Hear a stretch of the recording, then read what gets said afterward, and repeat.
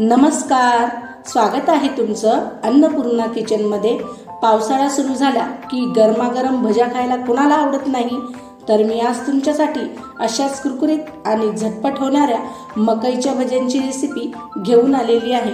ही recipe खूपच चविष्ट आणि जबरदस्त अशी तयार होते। चला तर मग वेळ न घालवता रेसिपीला सुरुवात करूया। तर सर्वात अगोदर मी इथे 2 मकई घेतलेली आहे आणि त्याचे सर्व साल काढून व्यवस्थित 1 ते 2 पाण्याने धुवूनही घेतलेले आहे। म्हणजे त्याच्यावरचे ते बारीक केस असतात ते व्यवस्थित आपल्याला स्वच्छ करून घ्यायचे आहे। असं केल्यामुळे आपण जेव्हा भज्या करतो तर ते केस त्यामध्ये राहत नाही। अशा प्रकारे मी ह्या स्वच्छ करून घेतलेले आहे। आता आपण सुरीच्या साहाय्याने हे सर्व मकई अशा पद्धतीने म्हणजे व्हिडिओत दाखवल्याप्रमाणे कापून घेणार आहोत। हे सहज सुरीच्या साहाय्याने कापता येतात कारण की मका हा खूप सॉफ्ट असतो आणि त्याचबरोबर आपण हे मके शेकूनही खातात आणि उकडूनही खातात, पण याच्या भज्या खूपच चविष्ट अशा तयार होतात। तर अशा पद्धतीने मी 1 ते 2 मकई व्यवस्थित असे छान कापूनही घेतलेली आहे आणि एका ताटात व्यवस्थित असे काढूनही घेतलेले आहेत।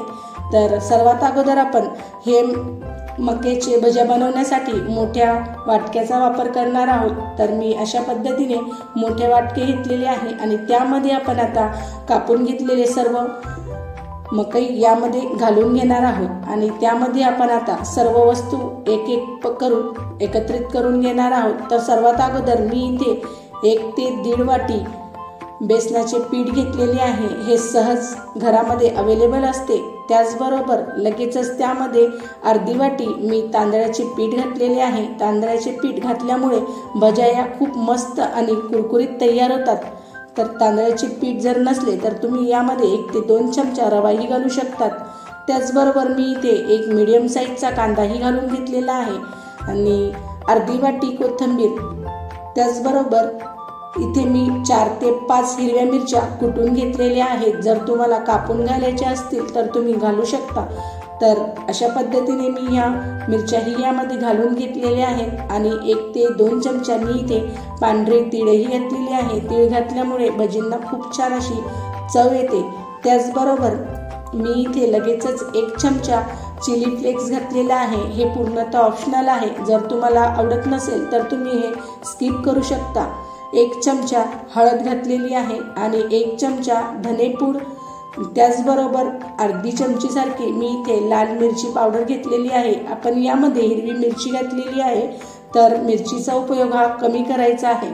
त्याचबरोबर मी इथे अर्धा चमचा खाण्याचा सोडा वापरलेला आहे आणि चवीनुसार मीठ यामध्ये घालून घेणार आहोत।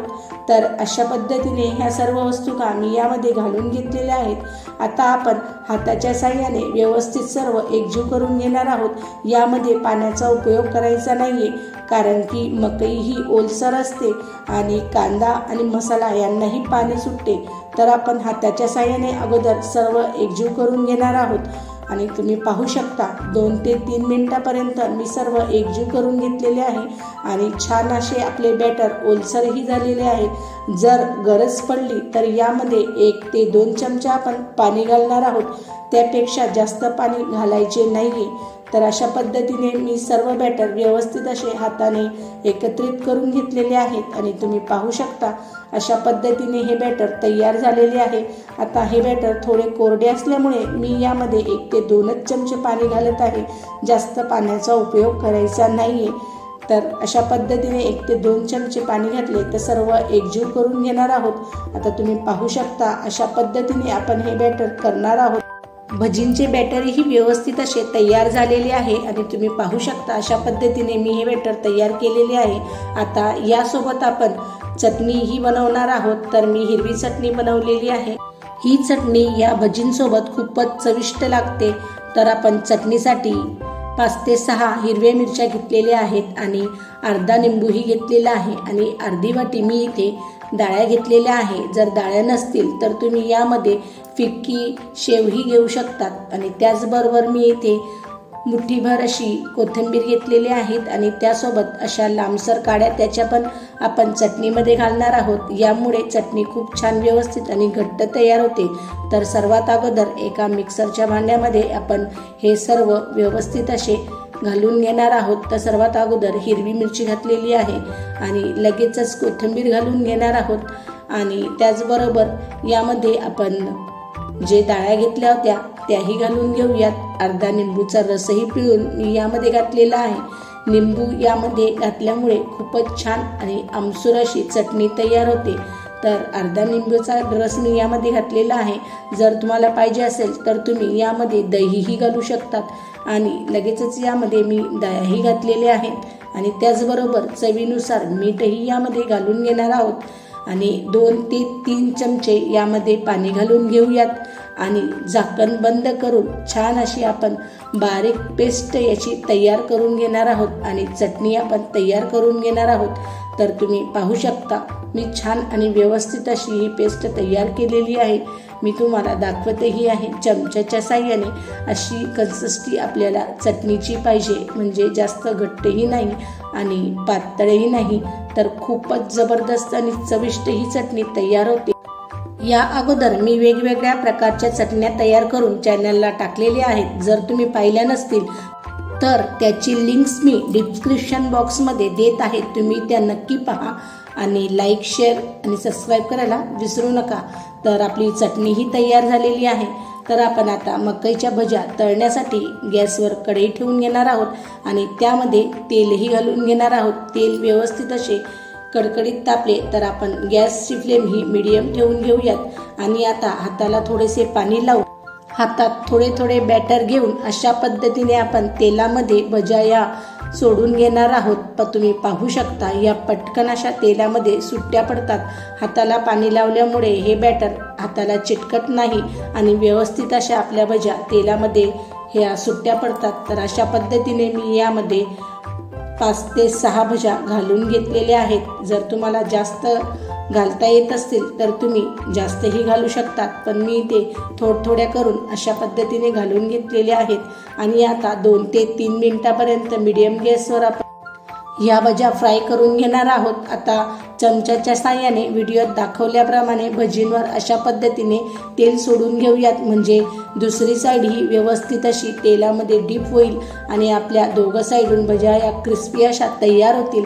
आता हळूवार पद्धतीने चमच्याच्या साह्याने सर्व भज्या आपण आता परतवून घेणार आहोत. व्हिडिओत दाखवल्याप्रमाणे अशा पद्धतीने मी सर्व भज्या या चमच्याच्या साह्याने सर्व परतवून घेतलेल्या आहेत आणि दोघं साईड गोल्डन कलर येईपर्यंत छान अशा फ्राय करून घेतलेल्या आहेत. आता आपण एका डिशमध्ये फ्राय करून घेतलेल्या सर्व भज्या काढून घेणार आहोत. हळूवार पद्धतीने सर्व तेल गाळून मी व्यवस्थित ह्या भज्या एका डिशमध्ये काढूनही दाखवल्या आहेत. तुम्ही पाहू शकता खूप छान आणि लालसर या रंग यांचा आलेला आहे. त्याच पद्धतीने मी दुसऱ्याही भज्या तेलामध्ये सोडून घेत आहे. अशा पद्धतीने आपण सर्व भज्या ह्या तयार करून घेणार आहोत आणि एक साईड व्यवस्थित अशी याची गोल्डन झाली की आपण दुसरी ही साईड चमच्याच्या साह्याने परतवून घेणार आहोत. ही प्रोसेस आपल्याला 2 ते 3 वेळा करून घ्यायची आहे, म्हणजे आपण 2 ते 3 वेळा बॅटर घालून सर्व भज्या या तळून घेतलेल्या आहेत आणि तुम्ही पाहू शकता खूप छान आणि जबरदस्त रंग या भजींना तयार झालेला आहे आणि चवीला तर खूपच अप्रतिम या भज्या तयार होतात. अशा पद्धतीने मी सर्व भज्या या तळून तुम्हाला दाखवतही आहे आणि खूप चविष्ट या भज्या तयार होतात. तयार आहेत आपल्या कुरकुरीत आणि जबरदस्त चवीला मकईच्या भजीची रेसिपी. तर मी एक भजी तुम्हाला तोडूनही दाखवत आहे. वरून खूपच छान कुरकुरीत आणि आतमधून छान अशी सॉफ्ट अशी ही भजी तयार होते आणि त्यासोबत आपण तयार करून घेतलेली हिरवी चटणीही मी तुम्हाला सर्व करून दाखवत आहे. तुम्ही या भज्या शेजवान चटणी किंवा टॅमॅटो सॉस बरोबरही एन्जॉय करू शकता. तर कशी वाटली तुम्हाला ही रेसिपी? ही रेसिपी तुम्ही लहान मुलांच्या डब्यासाठीही देऊ शकतात आणि सकाळच्या नाश्त्यासाठीही तयार करू शकता. तर अशा पद्धतीने तुम्ही ही रेसिपी नक्की ट्राय करा आणि मला कमेंट्समध्ये नक्की कळवा. व्हिडिओ आवडल्यास व्हिडिओला लाईक, शेअर आणि सबस्क्राईब करायला विसरू नका.